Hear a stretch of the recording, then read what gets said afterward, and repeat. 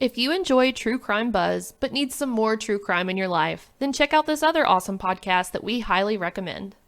My name is Mike Morford. Some of you may know me as co-host of the podcast Criminology. I'd like to tell you about a solo podcast that I host, which is very close to my heart. It's called The Murder in My Family. We've all heard about horrible murder cases in the news, both solved and unsolved. Most of the time, we listen for a moment and then go about our daily routine. But have you ever wondered who those murder victims were? Or thought about their backgrounds? They're more than a blurb in the news or a statistic. They were real people living real lives. They were someone's child, parent, sibling, or friend. In The Murder in My Family, I try to get to know those victims with the help of the people that knew them best, their family members. Together, we talk about the lives and tragic deaths of their loved ones, as well as the ripple effect the murders had on surviving friends and family. Some of the episodes feature high-profile cases you're probably familiar with, like the Colonial Parkway murders, the Delphi murders, or the Golden State Killer murders. But many other cases are ones from small towns all over America that barely made the news. There are dozens of episodes of The Murder in My Family available right now to binge on. Subscribe wherever you listen to podcasts.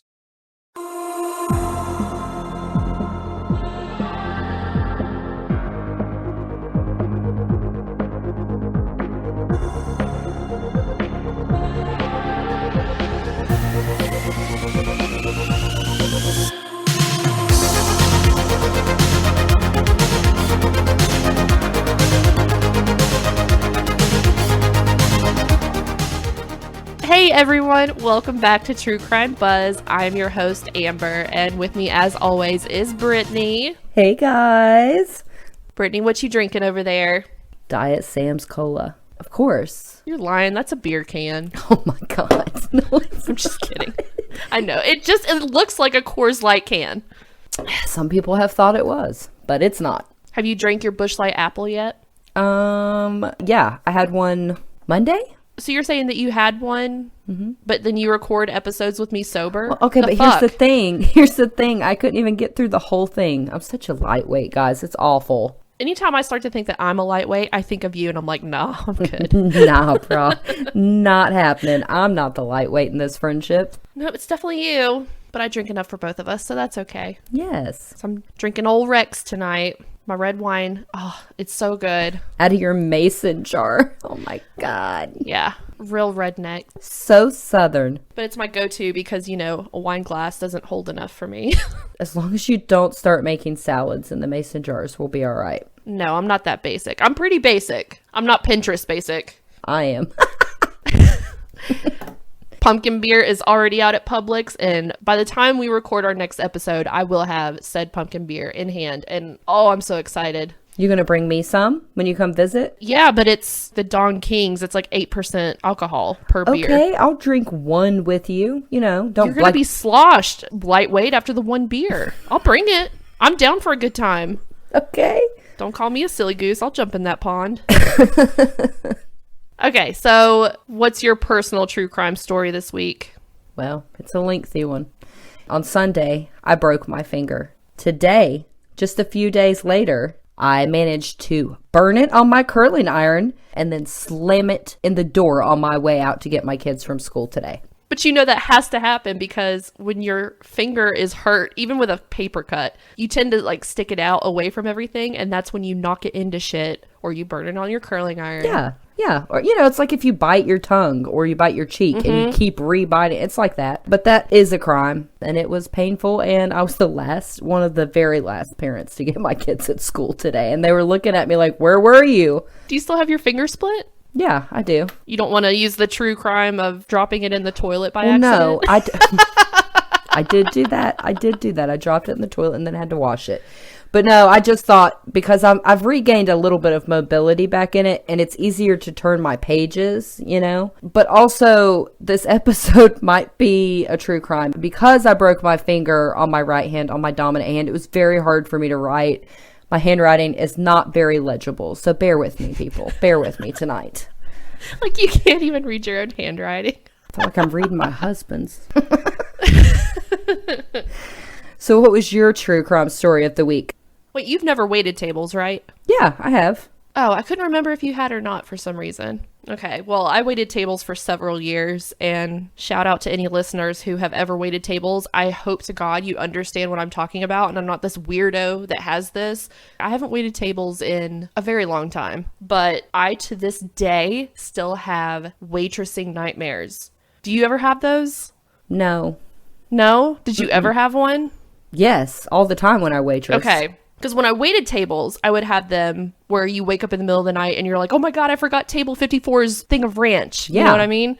Or I forgot to refill their sweet tea or something. Well, I have these nightmares where I'm waiting tables again and I have my section. I walk up and take the first table's drink order. And while I'm taking their drink order, I see another table getting sat. And I think I'll go get their drinks, come back and get the next table. I go to get their drinks and come back. And that table is sitting there pissed off. And I look and I have 3 other tables who have been sat and they're glaring at me, wondering why it's taking me so long. So I'm going to these other tables and somebody's yelling at me, I need more sweet tea and where's my dessert? And you got me a baked potato when I asked for fries. And then I go back to the thing to see like how many tables are in my section. And then I come back and like everyone's leaving and they're pissed at me. What? Yeah, I hope to God someone else out there that has waited tables before has waitressing nightmares. I have them all the time. And I don't know why, because I haven't waited tables in many, many years. You still have them? Yes, I woke up in a panic Girl. thinking that I had pissed off a whole restaurant of people because I wasn't waiting tables very well. Not only that, but I worked all night. And then I'm getting up and having to go to my actual job and work all day. So I feel like I've got no fucking sleep. Oh, that is rough. Yeah. And I feel like you need to work through that with the therapist.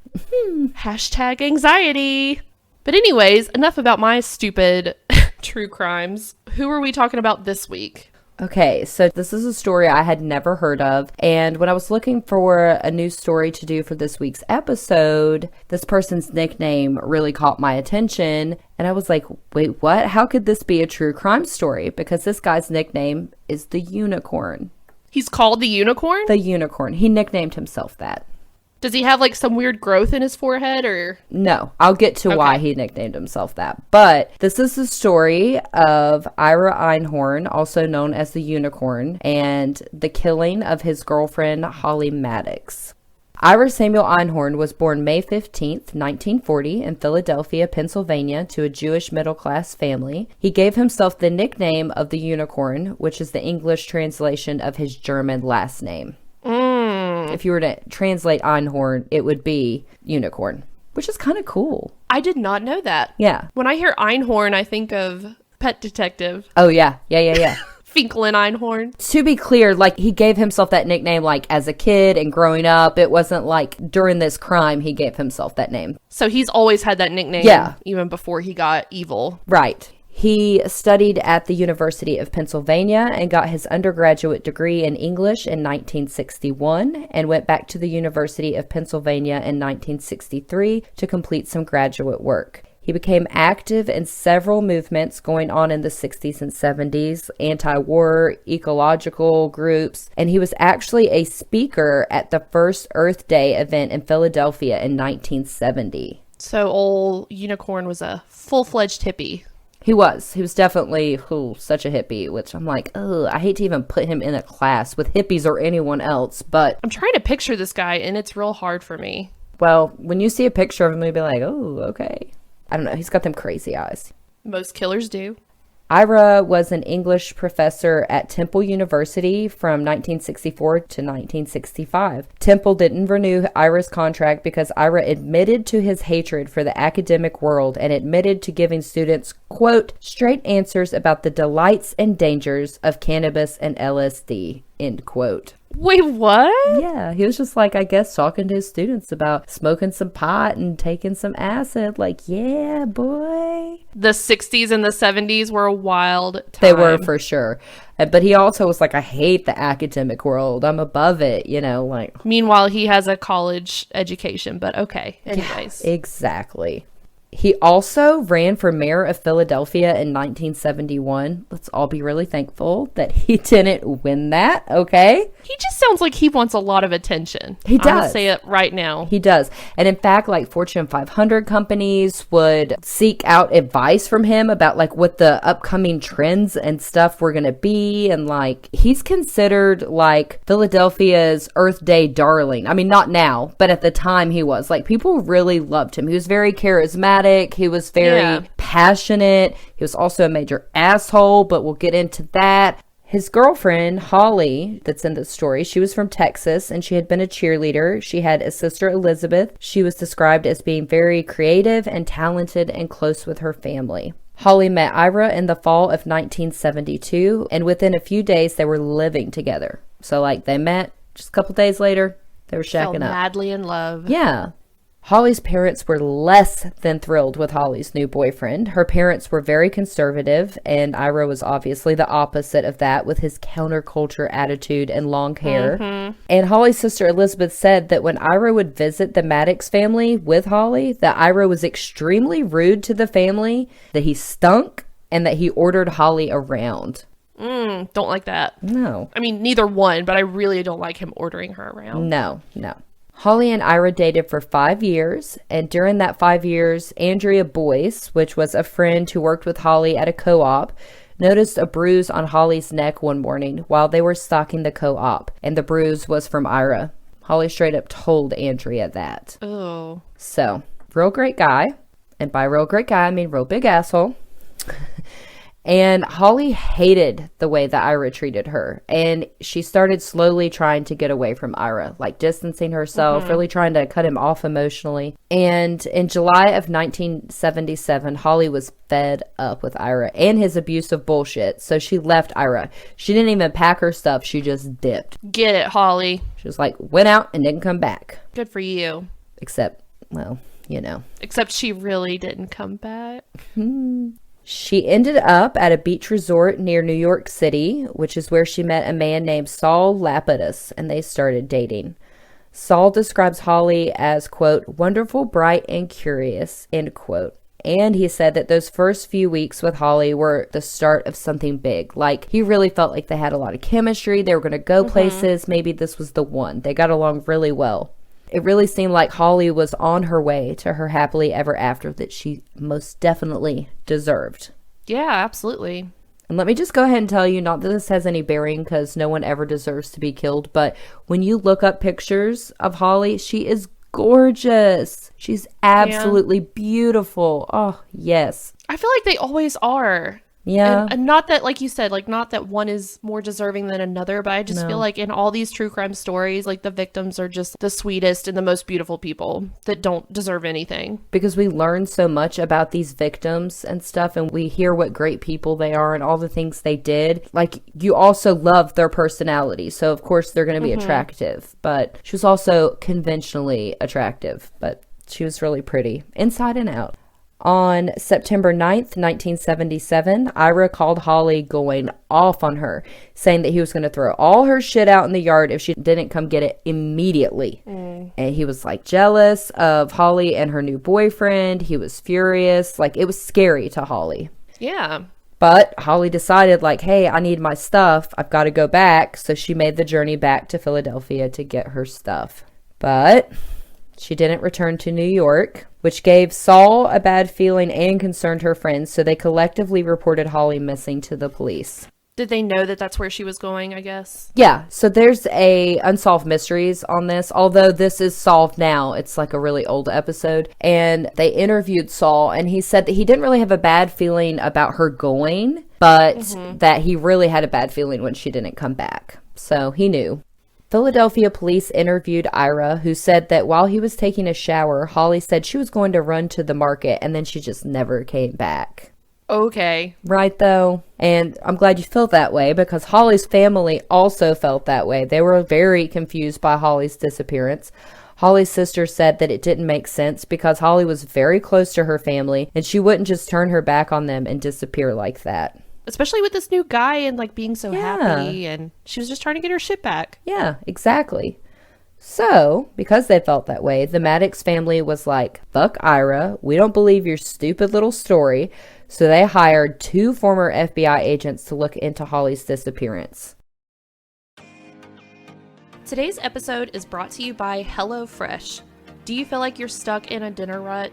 With HelloFresh, you get fresh, pre-measured ingredients with mouth-watering seasonal recipes delivered right to your door.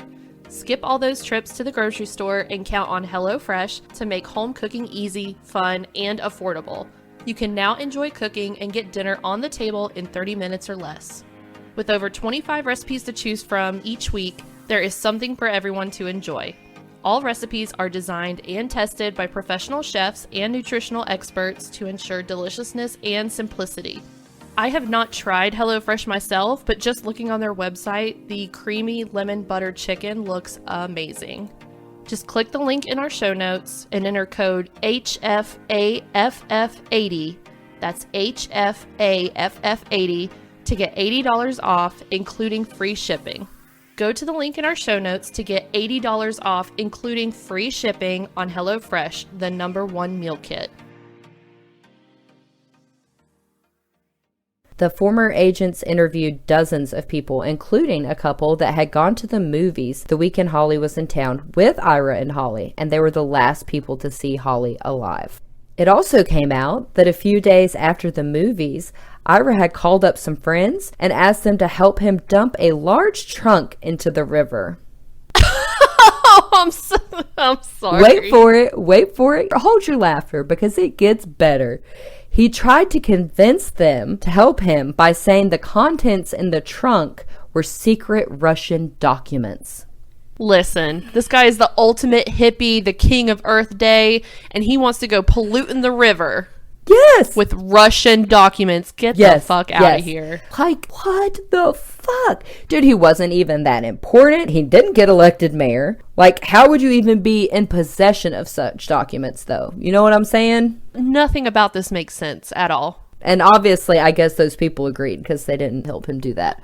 Then, the people that lived below Ira's apartment told the police who were investigating Holly's disappearance that they continuously smelled a horrible smell coming from Ira's apartment. And it was like seeping, down in the floor. Ooh. There was even a stain. So, on March 28th, 1979, police obtained a search warrant for Ira's apartment. Holly had been missing for 18 months at this point. So even though this seems like it just all happened, bam, bam, bam, it's 18 months before the police actually got to search his apartment. Yeah. And a long time for someone to be able to clean up and replace things. And yeah. Yeah. But luckily, we're talking about Ira here. So detectives searched Ira's closet, and homicide detective Michael Chitwood said as soon as he opened the closet door, he immediately recognized the scent to be that of a decomposing body. Every time you watch a true crime documentary of some sort and someone gets murdered, they talk about the smell of a decomposing body and how specific that you'll never forget that smell. Yes. I'm dying to know what that smells like. Can somebody bottle it? Because I don't really want to have to go smell a dead body, You know what? We should go to the body farm. Yes. I don't know if they'll let people in, but I just really want to know for educational purposes what that smell is. Yeah, I'd like to know too. But without having witnessed a murder or somebody murdered. Yes, no. Like in a PG way. Yes, as PG as possible and as legal as possible. Exactly. So detectives found a badly decomposed body in a trunk in the closet. And when the detectives opened the trunk and saw the corpse, the detective said, "Looks like we found Holly," to which Ira responded, "You found what you found." What a dick statement. Right? If that doesn't say in modern times that he would so much be a is what it is person, I don't know what does. I'm trying to picture him in my mind, and I'm really struggling because I'm this hippie guy, but he's also an asshole, but it's also the 70s. When you said that line about you found what you found, I was just picturing the Big Lebowski where he's like, but that's just your opinion, man. Kind of that vibe, when you look at the pictures. But, I love Jeff Bridges, so I don't want to talk shit because exactly. Ira Einhorn is a piece of shit. But, same vibes. I hate this guy so much.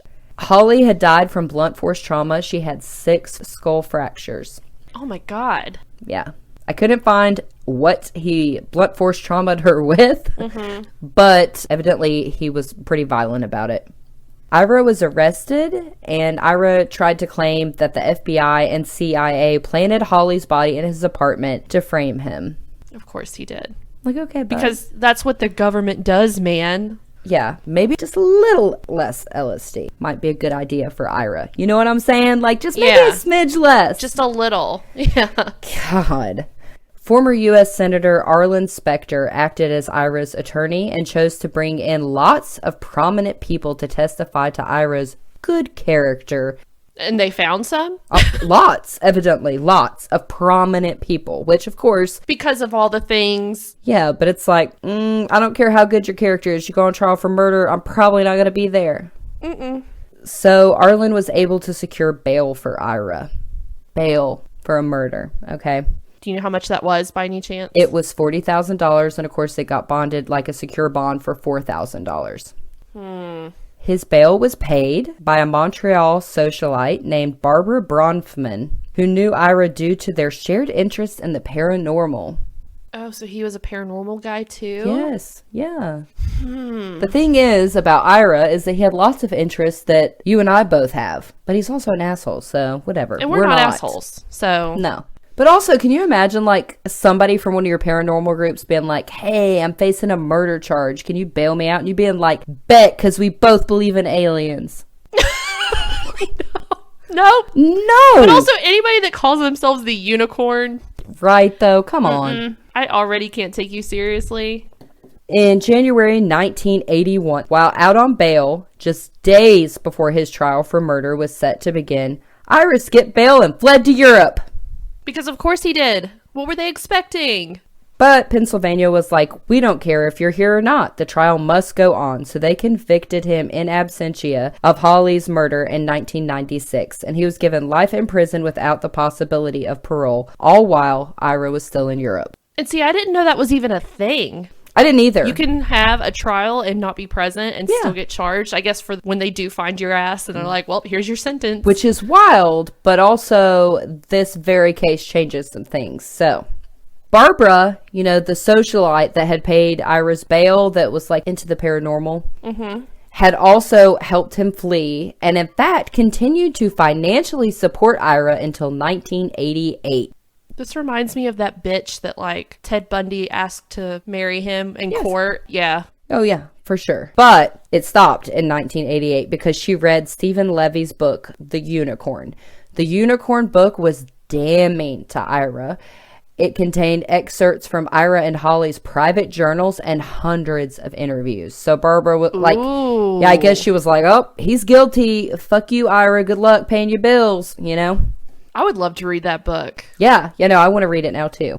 NBC actually made a miniseries based off the book called The Hunt for the Unicorn Killer. When did that come out? I hadn't heard of it. I don't know. Probably a long time ago. Yeah, it was like back in the 90s. So, you know, a long time. Well, I mean, not to me, but in reality, a long time. Anyways, back to Ira. He actually got married while on the lam in Europe to a Swedish woman named Annika Floden. She didn't know. Of course she didn't. You know, I mean, obviously, like, it's a different country, different, you know, stuff. And yeah. He started a whole new life. Yeah, like, not her fault. In 1997, Ira was arrested in Champagne Mountain, France, where he was going by the name Eugene Mallon. Of all the names to pick. Right? You pick Eugene Mallon? Mallon, yeah. This guy is such a nerd and an asshole and, like, just the worst human being. He really is. I feel like him and Dennis Rader would have been friends. Like, he was a real Dennis, if we're being honest. He was something, that's for sure. So he's been arrested, but extradition was tricky. Tricky. Because France and the U.S. have an extradition treaty that states, quote, either country can refuse extradition under certain circumstances, end quote. What? Yeah. And Ira was like, bet, challenge accepted. Hold my beer. Exactly. Hold my blunt force object. Oh my God. I'm sorry. Oh God, but really, maybe he did, you know, because he's an ass. Hey, Annika, hold my blunt force object. Yeah, exactly. God, do you know she was like, why is my husband being arrested? Oh, you know, she was just pure sweetness and had of no course, idea. Because obviously the people he is with are pure sweetness. So probably. Mm-hmm. So even though Ira hadn't been sentenced to death, his attorneys argued that he'd face the death penalty if he was sent back to the U.S. And France is not down with the death penalty and will not extradite people back to countries that have the death penalty without proof that it will not be sought or used. That's wild, though. Like, I get it, but I don't. It's like, mind your business to me. I mean, it's like a murder. Like, I get if it's like a money crime, but this is like a murder. I don't know. But France is not all bad in this. We'll just say that. Okay. So Pennsylvania, however, wasn't using the death penalty when Ira was convicted and pointed out that state and federal constitutions prevent ex post facto law, meaning he couldn't all of a sudden, be put to death when he was sentenced when Pennsylvania didn't have the death penalty at the time. So that defense failed, and Ira brought up French law and European Court of Human Rights, which requires that if a person was tried in absentia and unable to present their defense, they get a new trial. So France denied the request to extradite Ira. So then, 35 members of the U.S. Congress wrote France's president trying to get him to extradite Ira. However, in France, the president cannot give orders in court and cannot intervene in extradition. So that was a no-go. That was the law. It was the law. This is a very educational, legal-wise case. On French law. You didn't know you were getting that today, did you? Did not know that. I'm learning so much. But unfortunately for Ira, Pennsylvania wasn't going to let bygones be bygones. So, in 1998, Pennsylvania passed a bill called the Einhorn Law that allowed people convicted in absentia to request a new trial. Ira's attorneys tried to say that the bill was unconstitutional, but France was like, we can't say if something's constitutional under foreign law. Like, that's not our country. Like, we don't get to decide. Ira's extradition was approved by the courts, and then it went to the Prime Minister, Lionel Jospin, who issued an extradition decree. Ira tried to fight this, but again, the French council declined to review the constitutionality of foreign law. So then, next logical step, of course, Ira tried to slit his own throat to avoid going to prison. As they usually try to do. Like, those what? Sneaky little snakes. I feel like he's just like a kid throwing a tantrum, you know? He is. That's exactly what he's doing. So irritating. And he's not going to let the man take him down. I'm telling you. But ultimately, he was extradited back to the USA on July 20th, 2001. Holy cow. That is a long time. It is, though. It's a really long time. So due to the Einhorn Law in Pennsylvania, Ira was given a new trial, in which, of course, he tried to claim Holly was killed by CIA agents who then tried to frame him because Ira had been looking into the Cold War and, quote unquote, psychotronics. Again, I say, a little less LSD, bud. Just a little. After 2 months of trial and only 2 hours of deliberations, the jury found Ira Einhorn guilty for the murder of Holly Maddux on October 17th, 2002. The next day, Ira was sentenced to a mandatory life sentence without the possibility of parole, and he was sent to the Pennsylvania State Correctional Institution, Houtsdale. Ira's sentence was unanimously affirmed by the Superior Court of Pennsylvania in November 2006, and Ira was eventually transferred to another Pennsylvania State Correctional Institute called Laurel Highlands in Somerset, Pennsylvania. And Laurel Highlands is where Ira Einhorn took his last breath on April 3rd, 2020. He died of natural causes at the age of 79. Oh, damn. I was really hoping you were going to say COVID took him out. Maybe. Natural causes. Look, let's hope it was COVID, okay? Because then COVID would have done something good for us, okay? Well, I mean, and two, this was really early, like in 2020, so it's totally possible, and they didn't, test him for it. So maybe. Let's hope COVID took Ira Einhorn. The one good thing that COVID gave us. Yes, exactly. Yeah. And that is the bewildering story of sweet Holly Maddux, who was killed by an egotistical, abusive jerk who thought his LSD thoughts could change the world and nicknamed himself the unicorn, Ira Einhorn. That's a wild story. It's so weird.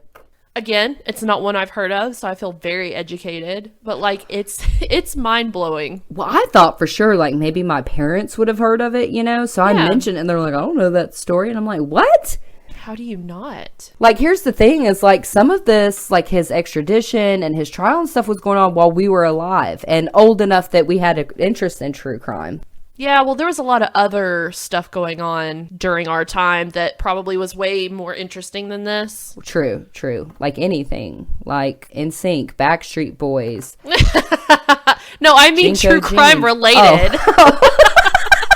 Well, I'm just not trying to give Ira the satisfaction, after his death. He's not good enough to make our list. He's lucky he made it on your list, and it's only because we try to do lesser known stuff once in a while. He did die in 2020, and I didn't hear anything about it, so... I didn't hear shit about it. I feel like if I would have seen 2020 death unicorn killer, I would have been, oh, let me read more, but I didn't see that. Well, of course it sparked my interest because my middle child and my youngest, both my daughters, they're obsessed with unicorns like every other child their ages. So I was like, what? That's what really sparked my interest on it. But let me tell y'all, go watch season 8 episode 7 of Unsolved Mysteries. I'll link it in the show notes. It will not disappoint, okay? The reenactments, the hair, the horrible 80s, like, quality of television. Go watch it. Love our podcast? Then hit that subscribe button and leave us a review. We're also on Patreon. Head on over to patreon.com/truecrimebuzz and join today for access to all our exclusive content, including bonus episodes. You can also find us on Facebook, Instagram, and Twitter at TC Buzz Podcast. And check out our website at www.truecrimebuzz.com. Until next time, cheers!